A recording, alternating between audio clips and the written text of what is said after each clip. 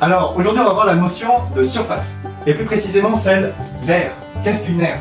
Alors, une aire, ça peut s'exprimer sous plusieurs unités. On entend une aire sous forme de mètres carrés, ou sous forme d'hectares pour des propriétés. Ah ben justement là, monsieur, moi, sur ma propriété, j'ai plein d'hectares là. Je vais pouvoir faire de l'agriculture, je vais devenir riche comme Crésus. Et c'est pas avec ton petit champ que tu vas gagner beaucoup de sous, hein. Non mais t'es ça, arrête. Moi je vois en grand. Il y a mon cousin qui m'a donné 9000 plantes de taro là, je vais les planter en un rien de temps, tu vas voir. Mais tu crois que tu vas planter 9000 tarots sur une parcelle de 1 hectare? Mais si, tu vas voir, il y aura la place. T'inquiète pas ouais monsieur. Alors, nous, on veut savoir, avec Marcel, si il pourra planter ces 9000 plantes de taro sur son hectare là, de propriété. Donc, pour ce faire, on va calculer la surface nécessaire pour 9000 plants de taro. Pour chaque taro puisse bien pousser individuellement. Donc, voilà à quoi ça ressemble un champ de taro. Ça peut aller à l'infini. Il y a des lignes de culture, comme ça, qui sont parallèles entre elles. Ok? Et toi, Marcel, tu connais la distance qu'il faut mettre entre chaque taro pour que la pousse elle soit optimale? Ah ouais, moi je sais juste qu'il faut mettre 1 mètre entre chaque tarot, c'est tout. D'accord. Donc, entre chaque taro, il faut à peu près 1 mètre. Donc, avec son voisin de droite, avec son voisin de gauche, aussi son voisin d'en haut et son voisin d'en bas. Au total, pour qu'un taro il pousse bien, il va falloir quoi? Eh bien, il lui faudra un espace de pouce qui se trouve sous forme d'un carré, comme ceci. Ok?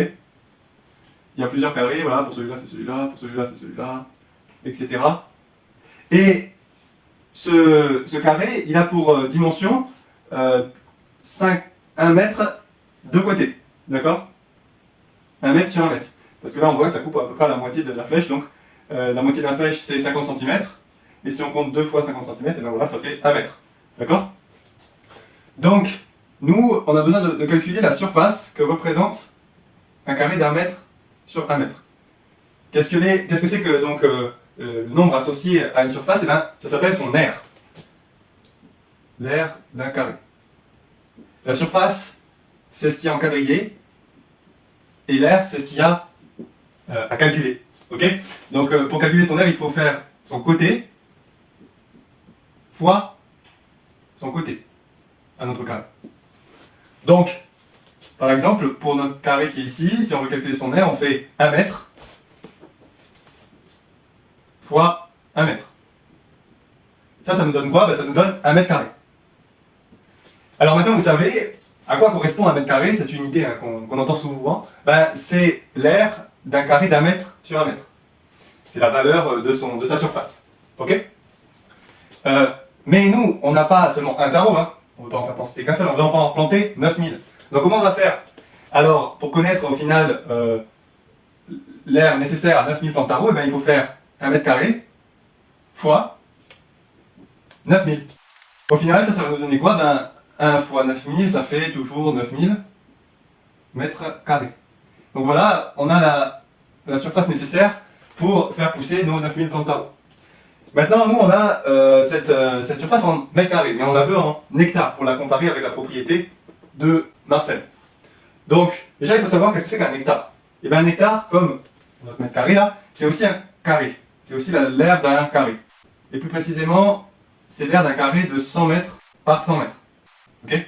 Donc, si on calcule l'aire associée à la surface de ce carré, voilà sa surface et son aire, et ben, on va aussi faire le même calcul, côté fois côté, donc 100 mètres fois 100 mètres. Ça va nous donner quoi? Ça va nous donner 10 000 mètres carrés. Donc au final, 1 hectare, ça vaut 10 000 mètres carrés. Ok? Maintenant, on veut convertir donc, nos 9 000 mètres carrés en hectares. Comment est-ce qu'on fait? On va utiliser un produit en croix. En effet, on sait que 1 hectare, ça vaut 10 000 mètres carrés. Donc, nous, on veut savoir le nombre d'hectares que vaut 9000 mètres carrés. En faisant le produit en croix, donc 1 hectare fois 9000 divisé par 10 000, ça nous donne la valeur que l'on cherche en hectares. Donc, 1 fois 9000 divisé par 10 000. Ça va nous donner quoi? 1 fois 9000, ça fait 9000. Maintenant, 9000 divisé par 10 000, qu'est-ce que ça nous donne? On va simplifier les zéros. Un zéro à gauche, un zéro à droite.